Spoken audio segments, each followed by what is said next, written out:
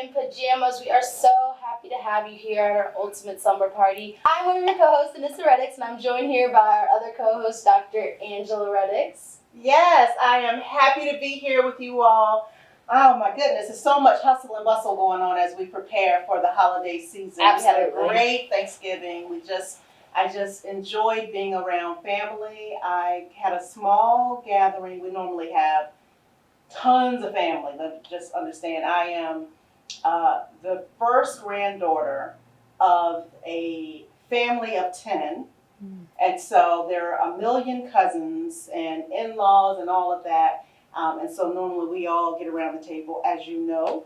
And so this year we had a very small, intimate gathering with my husband's family. How did you like Thanksgiving this year? Oh, it was fantastic. We're starting to rotate who's cooking what dishes. So I got to cook. My younger sister got to cook. Yes. So it was a big family affair. Yeah, so Thanksgiving, time for creating legacy. And so we are passing down recipes. And so great time to fellowship and just enjoy each other. So I'm delighted that we are able to bring another individual into our tribe. We have author Q. Yes. Quniana Futrell. Quniana.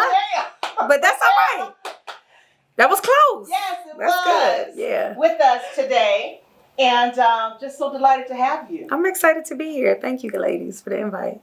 So what is your pajama story? We're all here decked in our pajamas. What do pajamas mean to you? Chill. Absolutely. That moment where you finally when you took that bra off, and every woman know what that moment mean when you take that bra off. You ain't going nowhere. You Liberation. done. You free, honey. Yes, sir. So it's literally that. That moment where you finally are stopping to smell your roses, where you do get to finally sit still and breathe, because we don't do that enough. But that's what these pajamas mean to me. Absolutely. Phenomenal. You know, Yeah. when we started this program, when we came up with the concept Power in Pajamas, women, we are powerful in our households. I always say we create the culture of Absolutely. our homes. Absolutely. And our homes create the cultures of our neighborhoods, and our neighborhoods, the city, and so on and so on. And so when we don't take time to rejuvenate that power, then we deplete everything that's in us. Absolutely. And so this is an opportunity for us just to lay back, sit back, Get cozy. Thank you. and connect without having to think about, okay, what you gonna put on, you know? So we can just equalize things in our pajamas and just have conversations. So tell us your story. Oof, what part of it? Lord God. Okay. So I'm that girl who grew up straight out of the streets, North New Jersey. It ain't that cute, but it's the bomb to me, right? That was my home, Brick City. But I grew up having two parents who were incarcerated most of my life, in and out. As a matter of fact, my mother goes to court in 2 more months, February 5th. We will be going to court to figure out what's happening with her trial. So even till today, 2018, is something that I still battle with as a child on up.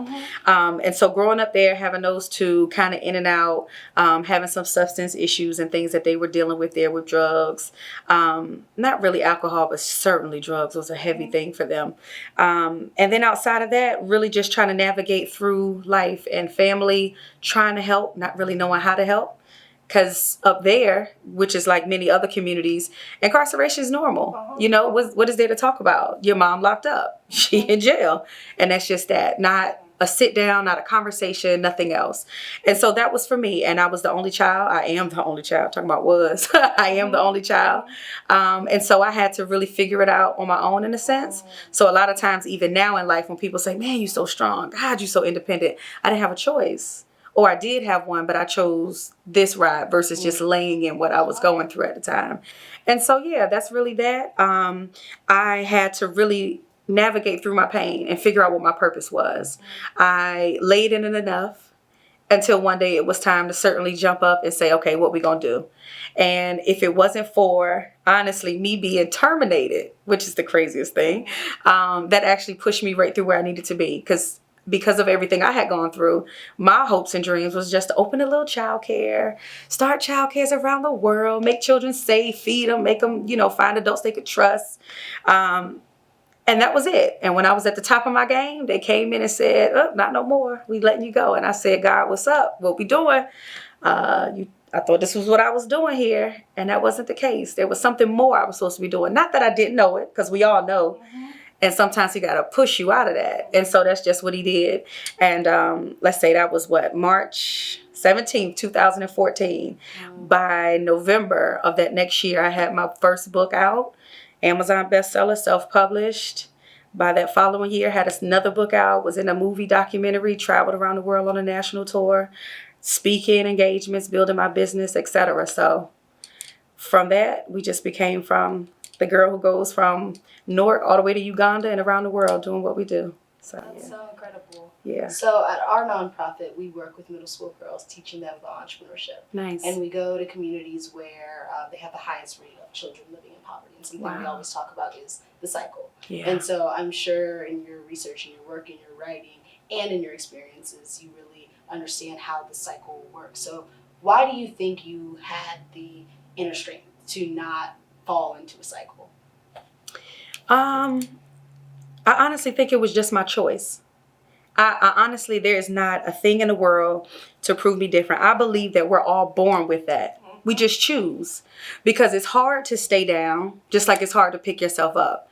But it's all in what you choose is going to be the hard you select, right? And so for me, I chose the hard that's going to take me up. I chose the hard that's going to have my children look at me different. I chose the hard that's going to have my children never know what it's like to ride behind a police car like I had to do, where my children would never have to give blood for me so I can have money. I chose that hard.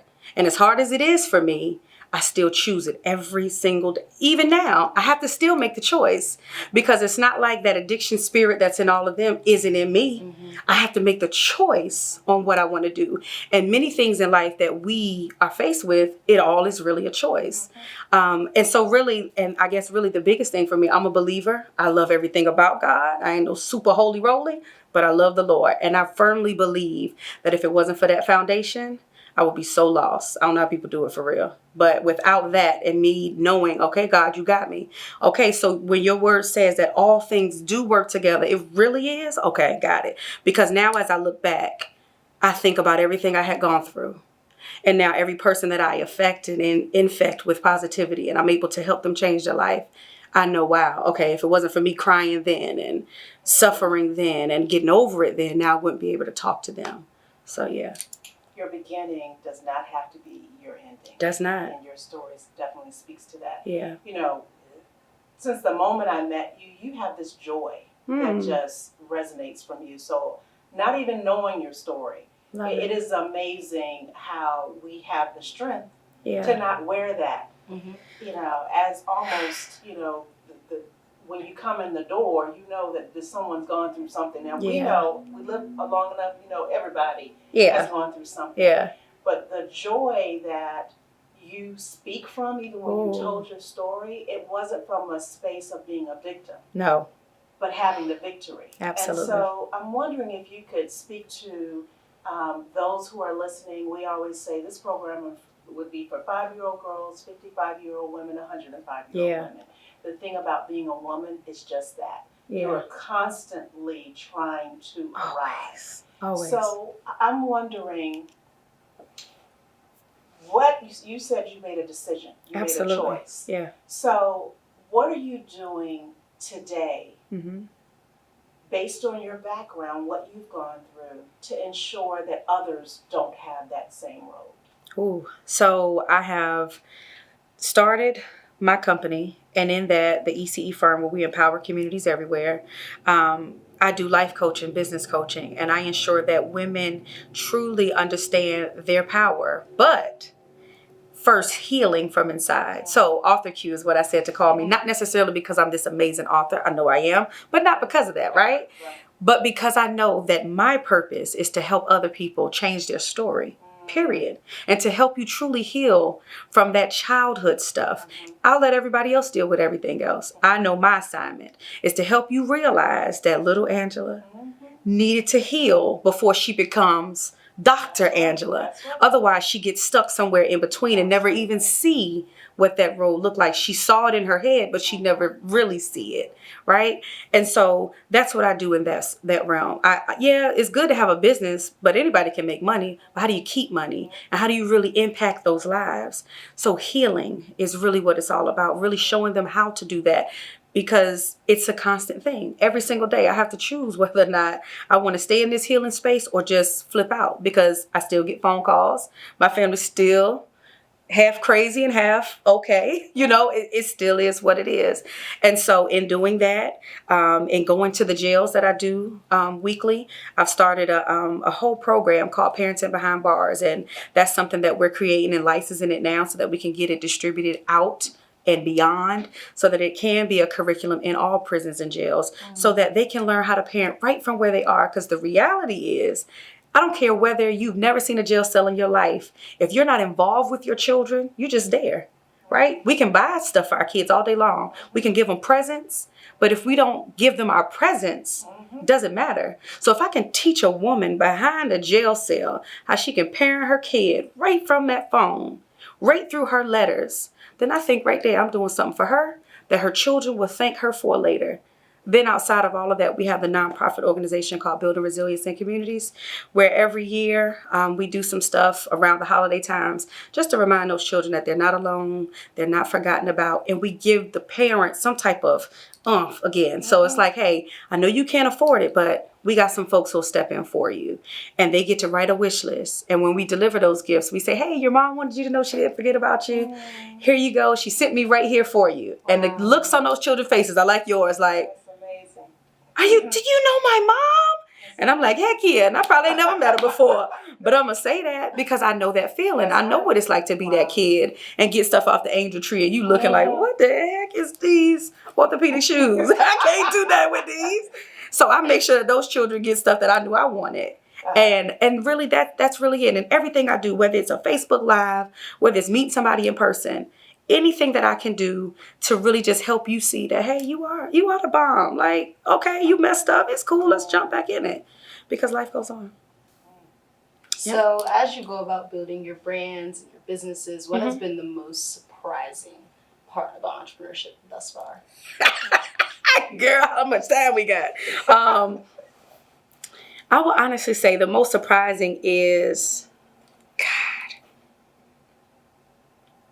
how many imposters are out here? Wow. It really just surprises me, because to me, healing is no joke, right? And I don't believe that I can help you heal if I'm not healed. I don't believe I can help you fix your credit if my credit jacked up. You know what I'm saying? And for whatever reason, I am just astounded at how many people just up and jump and say, this is what I'm going to do today. Right. And how many people flock to it, because we all have a desire and want hope. It's just like we look at our grandparents when they used to buy the oil and the water from the people off TV, right? We be like, now for real, what are you buying that water for, girl? You know you're not going to get $100 million check in the bank because this man said he's going to send you some holy water from Jerusalem. But yet that's what people do. They don't fact check. They don't do their homework. They ain't looking up nobody. They not Googling anymore. It's just they're jumping out there. So to me, that was very surprising. And I was just like, wow, no, you need to ask more questions, because I like to give more so that my clients understand what they're getting involved in. And they're always like, oh, Ma, I'm not used to this. Well, you should be. And I always make sure I let them know, hey, you don't have to work with me, but you need to work with somebody. And to the point, it's surprising to see people who don't think they need somebody to help them in their business. That blows my mind, because I know I need it. Do you need it? Oh, yeah. Shoot. Part of doing this is, we're starting right here in Hampton Roads, because we know that there are just secrets. Yeah. Hidden secrets, hidden nuggets in Hampton Roads. And then we'll be interviewing people beyond Hampton Roads. But we want to connect with women right here. I can tell you, on each of these episodes thus far, I've learned. Nice. So, we're never at a place where we can stop learning. Absolutely. I think if you're going to be living is learning. Yes. So I value just connecting with other women who, through your story already, I've learned some things, because that wasn't my story. But I do have a story. You know what I mean? But it's, even if that's not the story, there's so much that we connect on. Being an only child, I too am an only child. So I want to segue there a little bit. And given the circumstances of your parents, you know, I am the product of a teenage mother. My mother went away from me, not incarcerated, but she went away because she went to University of Pennsylvania. So regardless of the reason they're not there, not having your mother at a very young age, there's something that happens, not to mention your father, but there's something that happens in finding your identity and your self-worth. Because the very first people that show you that, great job, you just started walking, great job, you just started talking your first words. If that isn't your mother and your father, there's something that happens to us as individuals in trying to find who we are in this world. So then you begin becoming a mother yourself. So I'd love to share on that level because, as I've gone throughout our program and talked to our middle school girls, so many of them shared the experience of being raised by their grandmother. Wow. And so I'd love to help them look into their future. That you're going to be okay. Oh, yeah. You're going to be okay. So how were you able to get a grip on who you are and that your parents really don't completely define who you are, beyond, that's not your normal belief. You believe your parents helped to develop who you are. But as you're speaking from the little girl who now grew up, and now you are helping so many others who may have similar situations. What was your method to figure out who you are and your value to this world? I would say for me, it didn't really happen until later. I wish it was sooner, God, which is why we work so hard, right? But it really was this whole, like I have a whole system, if, then, and so, right? If, then, and so. So for me, if I already know your behavior, then there should be some kind of way I should come up with a boundary for you so that I can live my life better, right? And so whether you are elementary, middle, high, or college, you know the basics of that.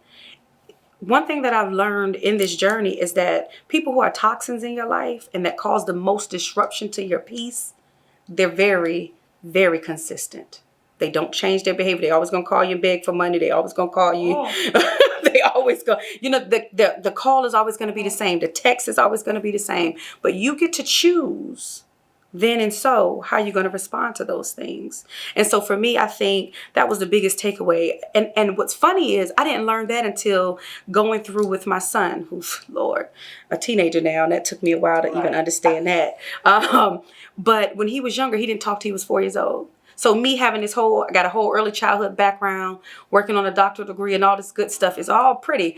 But I had a son who didn't talk till he was 4. And so going through all the special education and things with him, IFSPs, IEPs, etc., I remember doing this with him. And it didn't click with me until now to say, oh my, what if we put people in these columns? What if we put their behaviors in these columns and then created a plan of how we would deal with them? And it blew my mind. And ever since then, it's been working for me and everybody else I come in contact with. So if those girls would simply just do that, it would change everything for them because they're in the house. They're going to feel what they feel. And nobody's going to be able to change that but them. But if they can change how they allow themselves to be as open. So I had to learn early to stop expecting. I had to learn early to stop depending. So when you call and tell me you're on the way to my graduation and you don't come, I'm not sitting in the stands looking like I did. I had to learn after that, hey, when they say they coming, just say they're going to try real hard. And that's what I had to learn. So even now with my children, when grandma or granddaddy say, hey, we on our way, we coming, they don't show. To this day, they do that. And I tell my kids when they hang up, that means they're going to try, guys. Because a little kid in me still knows that. But I had to learn that. So for them, they have to learn and accept those behaviors that one day they might change. But for right now, you have to do what you need to protect yourself. Yeah. Two things I hear: boundaries Yes. and level setting expectations. Absolutely. And there's nothing wrong with us explaining to the world what our expectations are. Absolutely. But also we have to recognize that people may not live up to our expectations. Ooh, that's a big one. And we have to manage our own emotions. Yeah. We're responsible for our emotions. But you know where that comes from? Mhm. It's the funniest thing. Media. We see in our friends and healthy families. Oh my. You compare yourself to a healthy family. Your family ain't healthy, girl. How you gonna do that? Yeah, the mama come home and she cook dinner and she baked them little cookies. She been at home all day. Her husband go to work. Their family healthy. Yours not healthy. So you expect them to do that every day, and then you are on a 10 and you bring yourself back down because they don't do it, right? Because she coming in and she rushing and she trying to help and cook to get y'all in the bed so she can get ready to go to work the next day. You just pissed about that, not understanding the struggle that she even deals with. Because if we really went into it deep enough, you would know your family have a story too. And that's the only reason I was even able to forgive my parents. Understanding their story, I had to backtrack. What have they gone through? Who raised them? Because my grandmama, white glove usher, won't always save the Holy Ghost filled. Wow. Huh? That lady, bless her heart, she won't always like that. Right? And so you have to think about that. Who raised them? What things were they around? What things do they still have to heal from? And because they haven't, now they're passing it on. Right? Because we know that their drama became our trauma. And then when we don't fix our stuff, it becomes our children. And we sit here and look at the world like, the world is messed up. What's going on with these presidents? No, it's your family. Because if your family was straight and their family was straight, our community would be straight. Yeah. Wow. So, everything you just said, that's really great. Woo. As you go into being a mother, how do you balance that and carry that weight and all that knowledge in your head and then go and raise your kids? What kind of conversations do you have with them about this kind of stuff? As real as I can be, to be honest. For the most part, I think at first I tried to protect them, especially when it came down to issues with my mom. But when you're dealing with somebody like my mom, it's going to come out anyway. So, prime example, she told my son, your mama just keep on just making me depressed. I make her depressed, right? Because she keep on just telling me that I'm using drugs. And I know I'm not using drugs. So please talk to her, get her. Now, at the time, he was 12. Right? This is what she's telling him. So he comes to me, Mom, can you please stop it with Grandma? Just give her a chance. She's not using drugs. Why would you make her depressed, Mom? And he is hurt. And I finally had to say, well, actually, Grandma is on drugs, right? And when people are on drugs, they don't want you to believe they are. And so I had to have that conversation. And so when it comes up to the real stuff, I just have to give it to them just like it is. They know what all of my books are about. They've been, like my daughter played me as the child eating the mayonnaise sandwich in the movie because that's the kind of food we had. While she was out stealing, it was nothing in the house. So mayonnaise and bread, let's do it. Syrup and bread, let's have it. And in the movie, she had to bite the sandwich. And she said, do I have to swallow it? Please tell me I don't have to swallow this. I said, girl, it's almost like a turkey sandwich. Be quiet. It's just missing the turkey. But in all of that, they get the real from me only because I want them to understand what life is really about and appreciate what they do have. So even in any give back and anything that may happen to me that may hurt, it may take me a minute to process it, to deliver it to them, but I still do in some form or fashion because all conversations can be had with children, just need to be had on their level. Just like telling the kid your parents in jail, it's a way to say it. You don't have to put scared straight on and say, look, your mama in there with one of them. That's going to scare themselves to death. But they should know something, and I think that's it for me. Just being honest with them when they ask like that. Ask me every Friday, Mom, how was the jail today? Did the lady last week who said this, was she still there? Is she doing better now? So they get into the swing of things. But just being honest and having that conversation works for us. You are a wife, a Lord. mother. So what were you looking for? Given, your background, Yeah. what were you looking for? Ooh. So what I was looking for in the beginning was an issue because I was looking for somebody to save me. right? I was looking finally for somebody to come and rescue me and free me of everything that I had been through in my life. I was looking for somebody to literally put me on a chariot and take me away. And we were just going to live happily ever after. That's what I was looking for. Did I get it? I love him and he's amazing, but I didn't get quite that. And even in that, you know, marriage has gone through some things. We have, you know, said forget about it a few times. And then come right back to where we need to be with making sure we keep God first. I think that was most important for us. So even in that, at first needing somebody to save me and understanding nobody could do that. Wanting him to love me in a way that I didn't even love myself.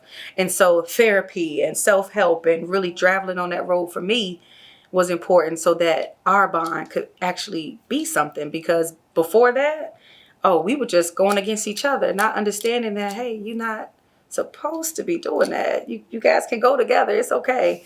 But it took some healing even then. Yeah. You know, I wanted to speak to that because, you know, young girls, they have their mindset on what love really looks like. Oh, God. And what their mate really looks like. You know, I'm proud that in April we'll celebrate our 25th wedding anniversary. That's amazing. Coming from, you know, not really having an example of what marriage really looked like. You know, my aunts and uncle in D.C., I kind of had a picture from that, so that became the image of what I would look for. And the first day on campus, I met this gentleman who I said I would never connect with romantically. And he kept at it. He kept at it. And so I, you know, it doesn't always look like you thought it would. You know, I thought it was a preppy business. I mean, just walking with I've always known I was going to be in business. So I just thought he would have a briefcase on campus. I don't know what. Right. But he was kind of wilding out a little bit. So I just wasn't that girl. I was like straight and narrow. And he was like breaking every rule you could find. Lord. Just, you know, and so, but something about him, it really brought parts of me alive. And it allowed me to be free. And I found a voice that I didn't even know that I had. Wow. And so he really took me almost to another level, which he didn't even think he was doing because of just his personality. So it's so interesting that we all have this picture and life really isn't that picture. You know, and you know, you go through ups, you go through downs, you go through ups and downs, but I tell you, it's something about someone who knew you way back when. Someone who's seen not the great sides of you. And they still say, I'm going to wake up with you the next morning. That's hair ain't done, baby. I know. Right? I don't always, I mean, the pajamas don't look like this really at the house. I'm just saying. Not at all. The reality is to be able to accept you for all of that brings. And I think it's important for young girls, for Anissa's age, to recognize that sometimes we have to be open. Still have expectations. Absolutely. Know your expectations, Please. but it's not about what brand shoes he has on or that. It's got to be deeper than that. Because that's what's going to take you through the life. Absolutely. The trials of life. That loyalty is priceless. Regardless of anything my husband and I have ever gone through and overcome together, we've always been right there. When I've been sick, surgeries, tire flat, he gonna fuss on his way because I told you already. Gas run, I'm Lord help me with that. One day I'm gonna get delivered, but child, just be knowing I can keep going with that gas. But I call him and he right there. Now he might be, didn't I tell you? Yes, sir. But can you just put the gas in the car and be quiet? Put the gas in. But he gonna still say what he got to say because he told me so, and it's cool. And please, can you just put your shoes away neatly, please? But you still gonna buy them. It's okay. But you know that loyalty piece is so priceless. All that other stuff is cute. You can find anybody to go out to the movies with. You go to the movies by yourself. That's right. But do you have that loyalty? That person that's gonna be right there no matter what. You don't have to worry about nothing. And you can be comfortable around. You know, you can, listen, if you've been dating them for longer than a couple months and you still can't pass gas, something is wrong, sweetie. Okay? Something is wrong. You better get with it, okay? We got to be able to do that. That's when you done found the right one. Period. That's for you to found the one, marry him immediately and go forth. Wow. Shucks. But until then, you better not. Sure. Wow, all that's great insight. I'm taking a lot of notes. I'm telling you. Taking a lot of notes. So, along with all of your nonprofits, you are an author, as you mentioned, author Q. So, our book for this Cookies and Milk and Book segment in our pajamas, we're going to talk about your book, Okay. Our Moms. Such cute illustrations. Yeah. I love it. So, what initially, other than your personal story, Right. told you needed to write a book about this? So outside of that, in my company, we do professional development. And so I was doing a training actually in Dallas at a national conference for them, and room full of teachers. And one lady in particular, she kind of stood up and, she said, I had a kid who said in the middle of circle time that last night my mommy went to jail and I didn't know what to say. And then there's another story where somebody popped up and they're like, last night they said they went to see their daddy in college and everybody had on orange jumpsuits. And I didn't know what to say to that because I knew that was a lie. And so in the midst of all of the stories and pop-ups and, how the popcorn effect just happens in the room, I said, okay, I got to do something. I walked around in the exhibit room and I said, okay, I see all this stuff. I don't see anything talking to this. I started looking at different books. Some have a roach, some have rabbits, some have different things. But this one I said would be different. And I needed to provide a resource to them so that all children felt like this book was for me. And so it really was just that, doing that, seeing that problem and just wanting to create the solution, which is this. I always say it's more than a book. It's just like a resource for them so they'll know what to say when that hand goes up and they're questioned. Yeah. So how many books have you published so far? Oh, God. So this particular one, I was in another anthology, and then my third one actually just came out last Black Friday. Yeah. So I'm excited. So you actually can get this through Amazon? Oh, yeah. Yeah. Okay. You can get it through Amazon, but I'd love you to get it on my site, QuinianaFutrell.com. Okay. That'd be great. Yes. Yes. Okay. Well, I definitely appreciate the language that's used in it, Yeah. and I can see how it can be used as a resource. When you read it and it just talks about the different ways that kids are told about prison already, and then ways that it can be better, and then ways they can feel that they're not alone. Absolutely. I would imagine that situation, you would feel scared to talk to your classmates or to your teachers and things like that. Were you able to talk to people in your life? Not really, because it was just so normal, and I think now it needs to stop being as normal so that we can have those conversations, because what has happened is the numbers of how many parents are away have just steadily been on the rise. It used to be like 2014, it was 1 in 28. Now we have 1 in 14 children in the U.S. with a parent incarcerated. The number rises because nobody's talking about it. Nobody's trying to help these children or support them. And it's crazy because this impacts children's health and their well-being far greater than death or divorce. And to me, those would. But they don't, because incarceration is this little taboo conversation that nobody likes to have. So whether it is a teacher, I've had a lot of social workers, foster care, parents and workers kind of use it and really tap into it, saying that it really has helped with that conversation. Yeah. Well, 'tis the season to be jolly. I think it just would be a wonderful gift if you go on to the site and maybe this isn't your story, but purchase a book, and it's a great stocking stuffer for a young child or teacher who may have children in their classroom that they're trying to have this conversation with, and they just don't have the words to have the conversation. Absolutely. So, beautiful illustrations and very easy to read. So fantastic job. Thank you. So, Anyssa, our quote for the day.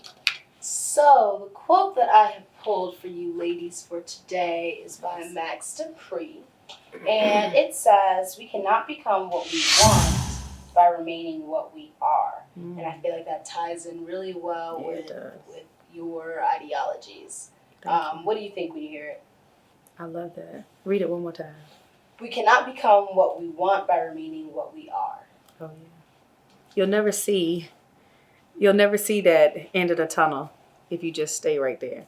It's just like when we driving in the storm and we say, well, let me just pull over until it stops. But if you just keep going, you'll find out it ain't even raining over there, right? It's not even raining less than a second down the road if you would have just kept going through that storm. So, yeah, you'll never even see it if you don't come out of where you are right now. I love that.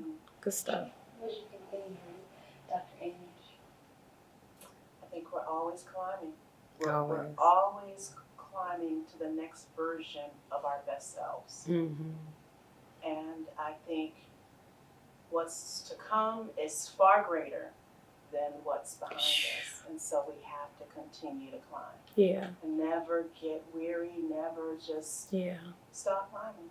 And it's not cliche. Mhm. Like people, you know, sometimes you say that and people are like, yeah, people keep saying that, but they don't know what I'm going through. No, I'm serious. If you just keep going, It's amazing. it's waiting And on you. you are also proud of the fact that you kept going. That's the thing. So it's not just what you get when you're there, but it's how you feel about the fact that you went through the fire and you kept going. Absolutely. So Absolutely. I just never stop. Now, always, I believe, grow where you plant it. So, you know, be present where you are, Yeah. but never settle, because there's still the best in us that we can continue to seek. Absolutely. What does it mean to you? Same thing, on those really ring true for me, and kind of what we were talking about in the beginning about you have a choice to make when you're in circumstances. Do you sit in it or do you move on? And it can be hard to do either, like you said, but people choose the passive option to sit in it. Even though that's still hard, it requires less effort. Does. And so making Good the active choice to move, to keep it moving, and even if it doesn't feel like you're moving forward, to keep moving. Yeah. And that's one of the most important parts. And like you said, if you're just staying where you are, you're definitely not going anywhere. I love it. I love it. Well, you know, this is a wonderful time of year. It's actually my favorite time of year. I know that I am blessed to be surrounded with family and friends. And I also recognize that not everyone is as fortunate.